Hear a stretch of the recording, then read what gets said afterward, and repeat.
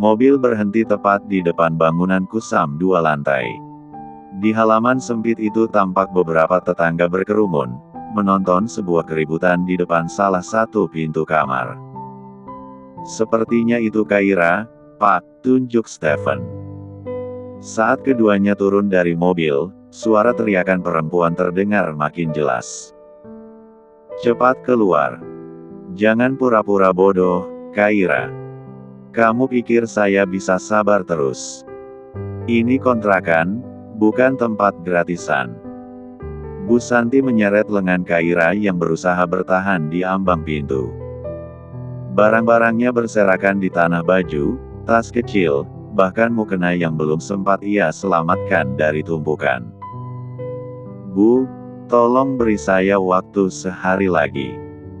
Para penghuni kontrakan hanya menonton dari kejauhan. Tak ada yang berani membela. Semua seakan sudah terbiasa melihat pertengkaran semacam ini, dan memilih untuk diam. "Berhenti!" Suara berat dan tegas Airlangga membelah keributan. Kaira dan Bu Santi menoleh bersamaan. Kaira sontak tertegun melihat Airlangga berdiri di sana, bersama Stephen. Matanya membelalak, wajahnya memucat. "Papa Airlangga," gumam Kaira lirih. Sementara itu, Bu Santi justru mendongakkan dagunya angkuh. "Siapa kalian?" "Temannya Kaira," tanyanya ketus. "Kalau iya, bagus. Bayarin utang kontrakan dia. 3 bulan nunggak, 3 juta. Kalau nggak bisa, minggir aja. Jangan sok pahlawan." Kaira buru-buru menggeleng. "Saya nggak kenal mereka.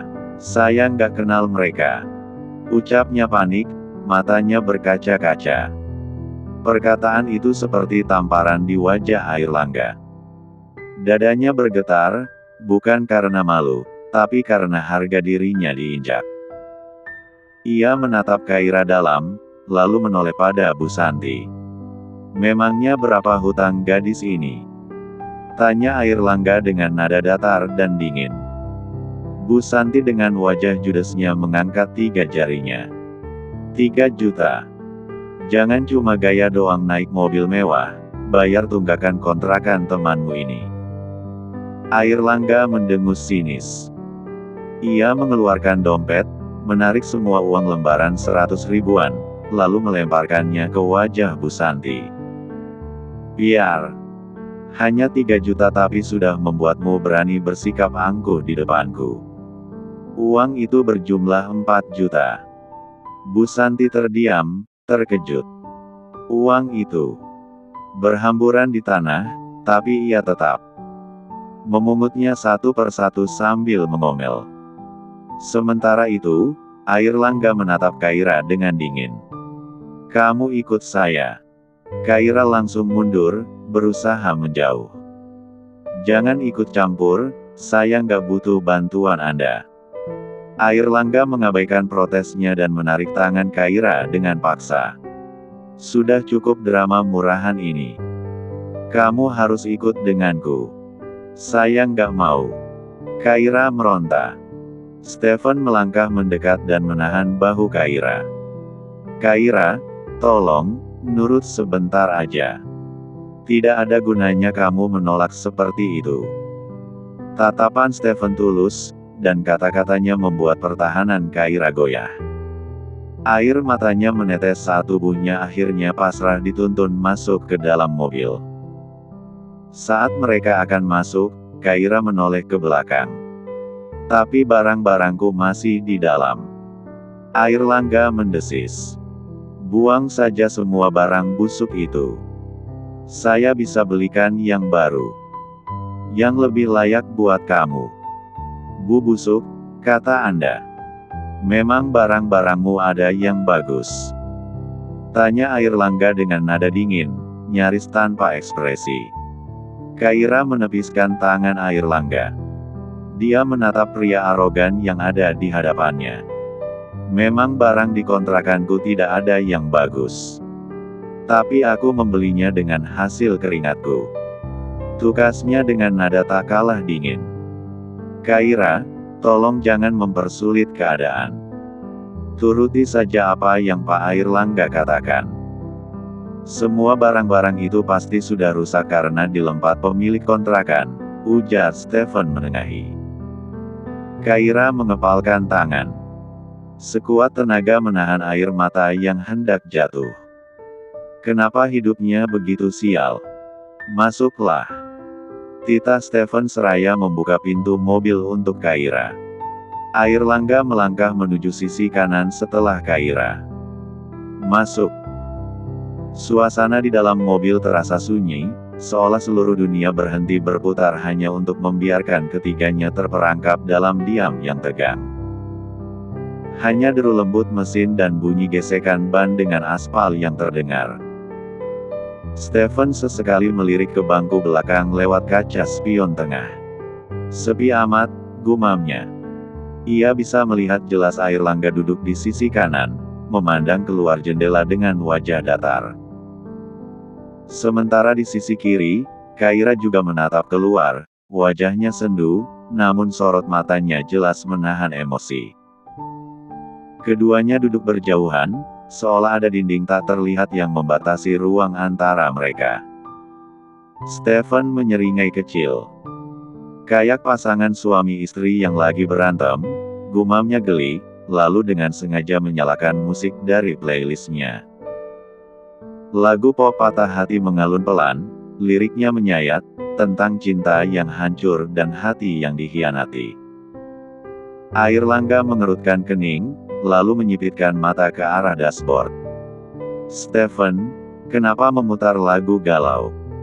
Apa kamu sedang patah hati? Stephen berpaling cepat ke kaca spion. Tidak, Pak. Kebetulan lagu ini yang terputar saat saya hidupkan. Lagu ini. Apa kamu sengaja memilih lagu seperti ini? Airlangga menunjuk ke speaker dashboard. Stephen mengangkat kedua tangan seolah tak bersalah. Serius, tidak sengaja, Pak. Saya kira cuma lagu pop biasa. Dia buru-buru mengganti lagunya ke playlist lain. Kini terdengar dentingan lagu pop romantis, tentang pasangan yang saling mencintai meski dunia menolak. Suasana di dalam mobil malah terasa lebih canggung. Serius, Stephen.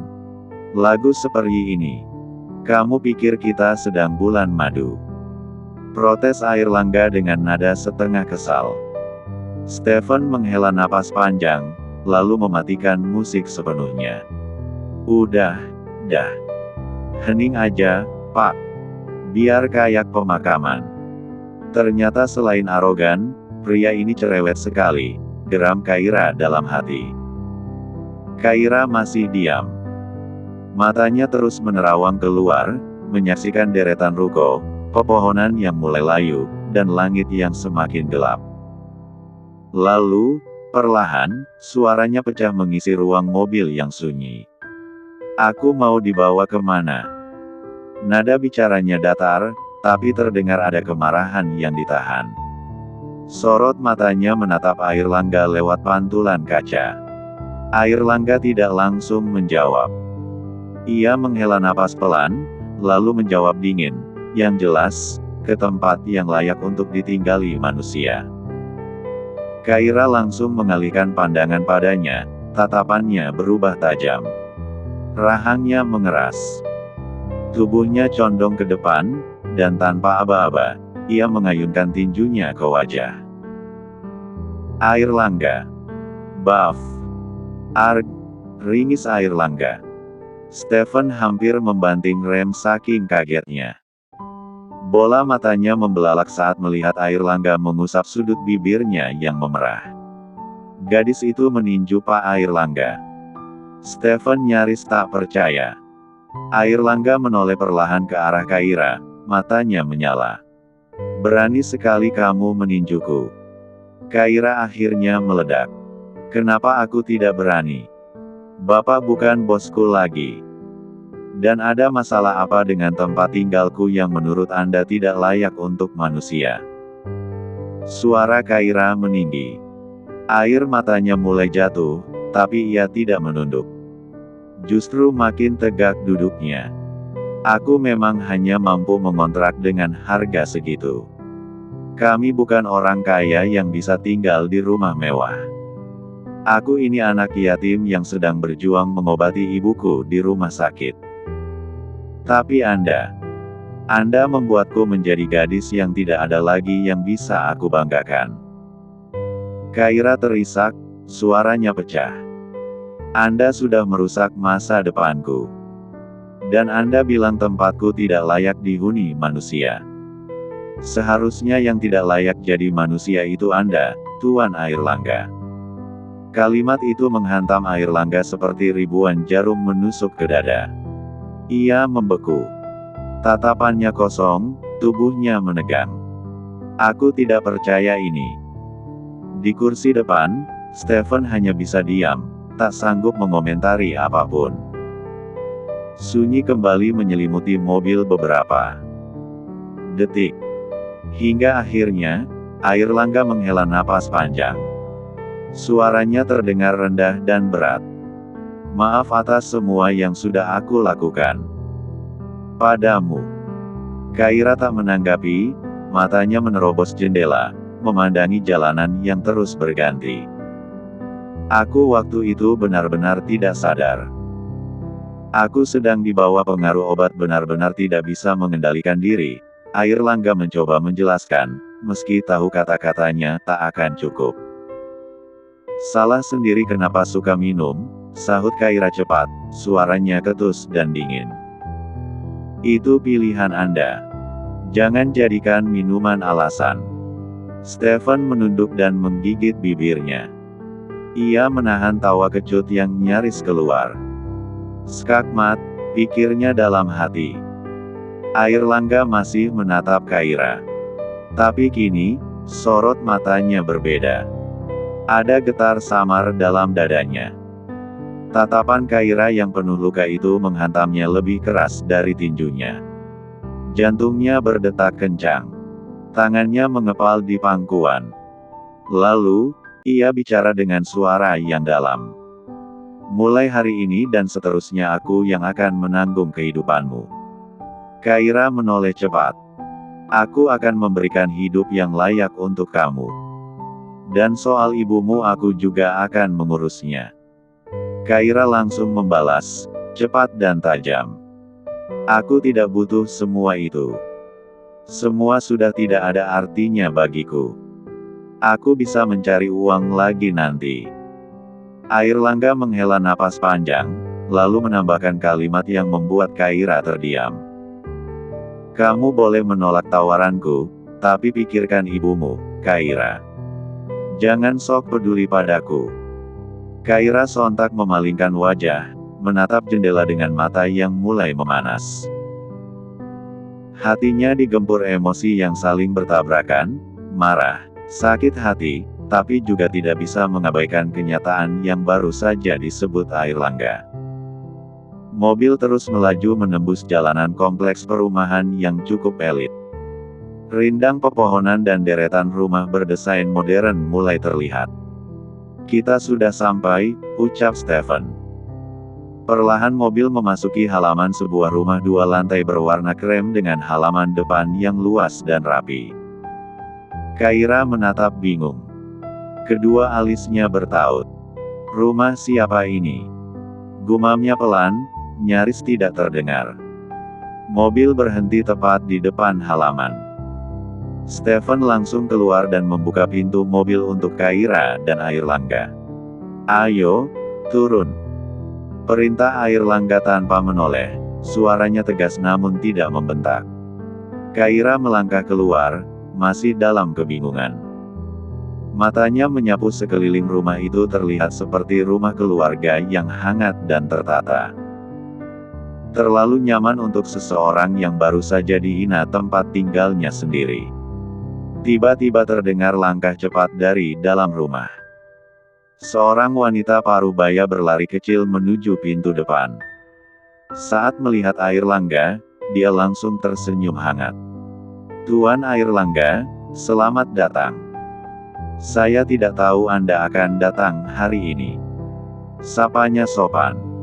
Airlangga hanya mengangguk kecil.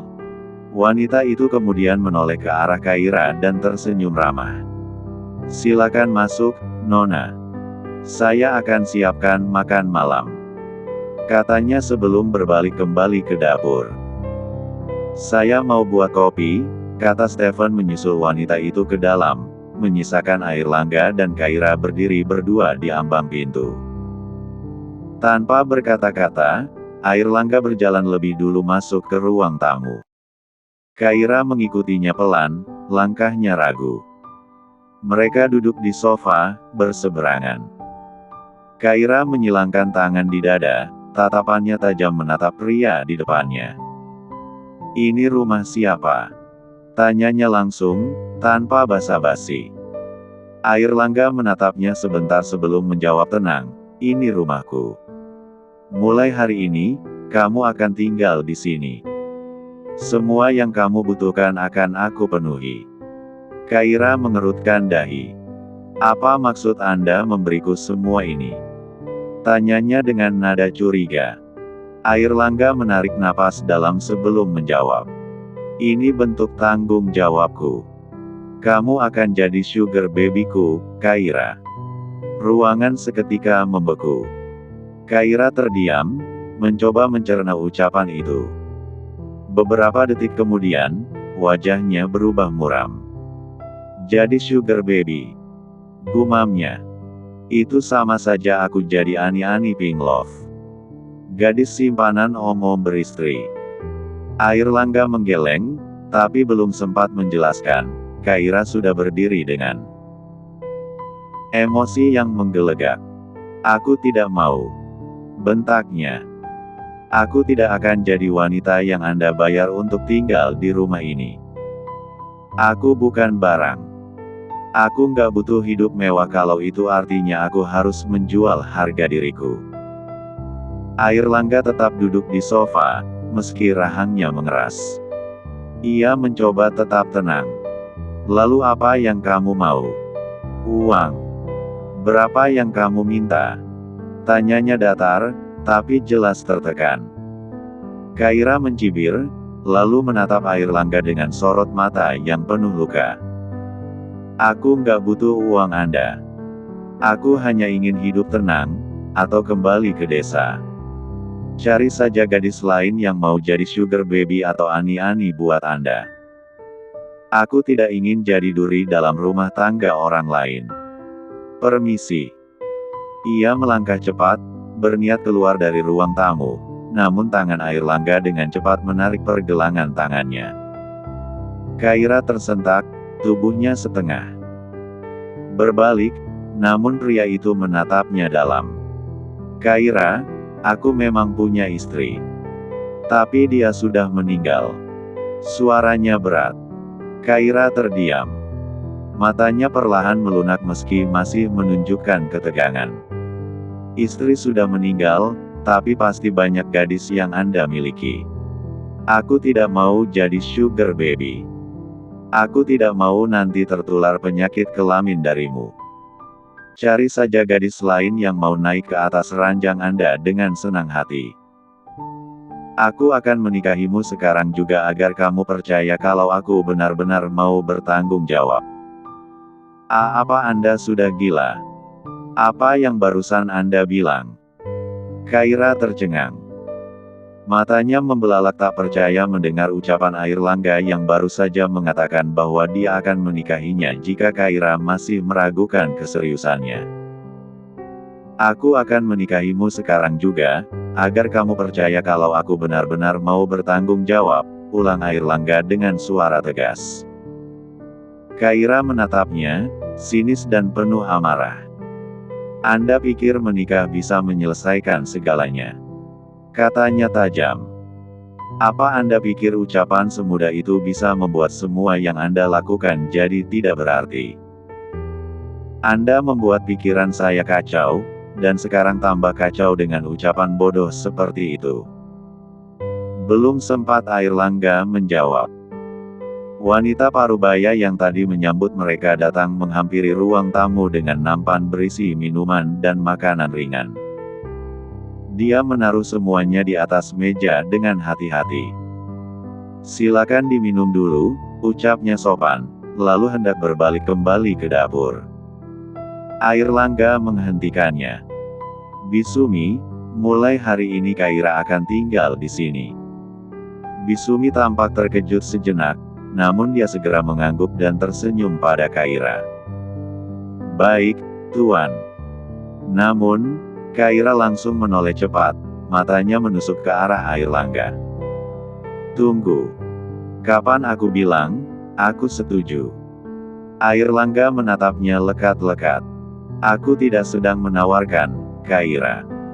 Aku memberi perintah." Dari arah ruang makan, terdengar suara tersedak.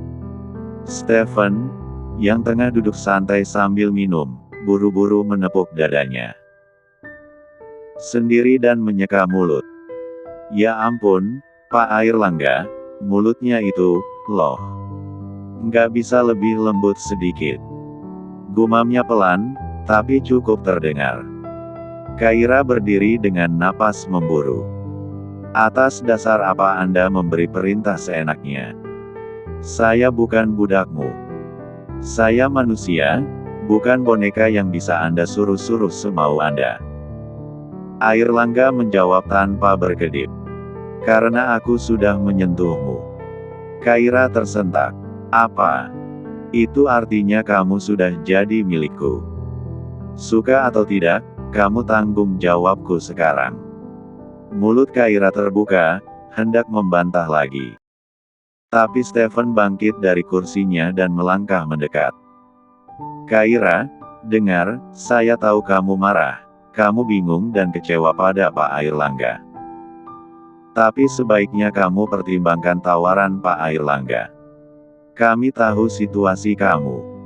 Kami tahu soal ibumu." Kaira menggeleng cepat, air matanya mulai menggenang. "Saya bisa kerja lagi.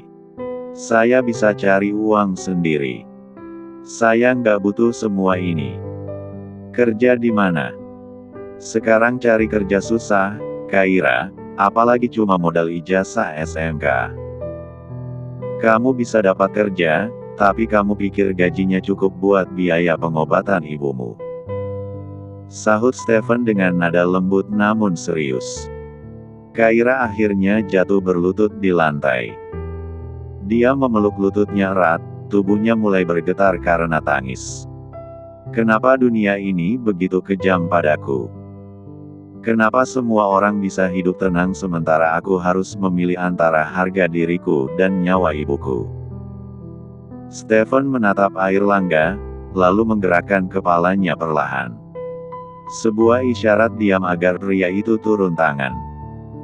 Airlangga mendengus pelan, tampak enggan, tapi akhirnya ia menuruti maksud tatapan Stephen. Dia berdiri dan mendekati Kaira, lalu berdiri di hadapannya.